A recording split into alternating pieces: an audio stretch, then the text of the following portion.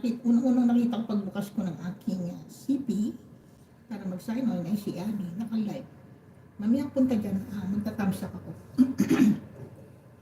At ngayon, nangarap pa din akong makarating sa bansa niya. Inday,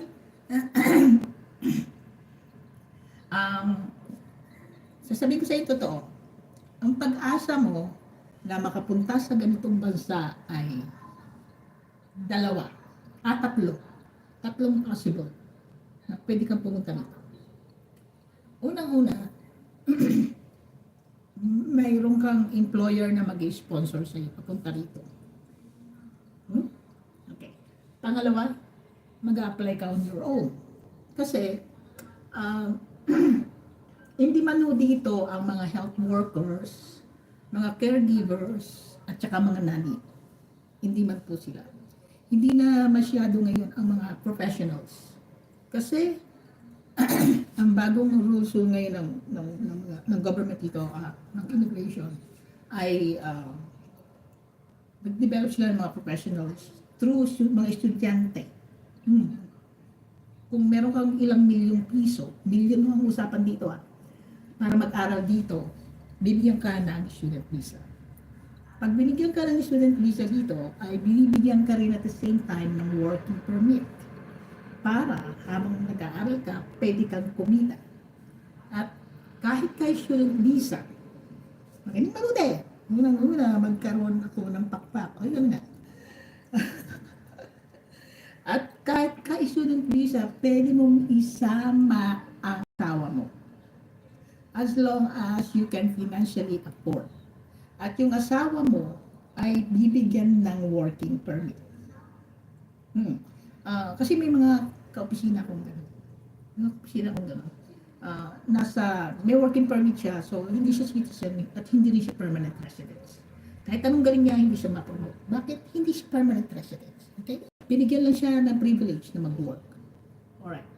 So, hindi ko alam kung may mga changes na kasi marami akong naririnig na balita tungkol sa mga naghihirap na mga estudyante rito. Kasi, kahit naman sila merong working permit, ay hindi sila, karamihan mga employer dito ay hindi sila ang priority na i-hire. For one reason na wala naman silang experience na magtrabaho dito. Kaya most of them, saan bumabagsak? Sa mga coffee shop, sa mga department store, sa likuran ng restaurant. Sa likuran ng restaurant. Kasi hindi ka naman pwedeng isabak agad sa labas. Diba? So, yun ang dilemma ng ano. Kaya marami naabuso yata ang sistema na yan. Kaya marami daw mga fake na mga estudyante nagsasabit ng mga fake documents. So, may mga dinidipot. So, yun ang possible. At ang pangatlo at pinaka-possible na mangyari sa'yo is pag gumraduate na si Joby, yung iyong panganay na anak, pwede siyang pumunta rito. Kasi yung field, basta ituloy lang niya yung course niya, yung field of expertise niya, in demand yun, anywhere in the world. So, pag nakapunta na yung anak mo, kasama ka na. Especially sa Canada. Sa Canada dito kasi ang priority ay family first. Ayaw nila ang pamilya ay naghihiwa-hiwalay. Kaya puno ako yung nagpunta rito, bago ako umalis, ay kinuha nila ang family tree ko. Yung nanay ko, tatay ko, mga kapatid ko, etc. etc. Kaya pagpunta ko rito, kung nagkataong walang asawa mga kapatid ko, pag alis ng nanay ko sa Pilipinas, hakot ng nanay ko dapat ang mga kapatid ko. Ang problema yung mga nagsipag-asawa. So, bumaba uli ang mali sa priority nila. So, yun. Yun yung story. Kaya dalawa lang kami nandito kapatid ko. At saka nanay ko.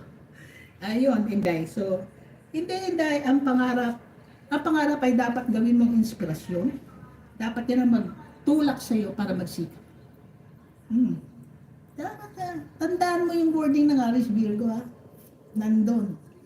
Mangarap ka at magsikap ka para matupad ang pangarap mo. Sabi I remember yung teacher ko ng college. Sabi niya, kung mangangarap ka, taasan mo na. Taasan mo na higit pa sa kaya mong abutin. Bakit? Hindi mo man siya maabot. At least mataas pa rin ang narating mo. Yun ang sikreto. Okay? Mangarap. Anyway,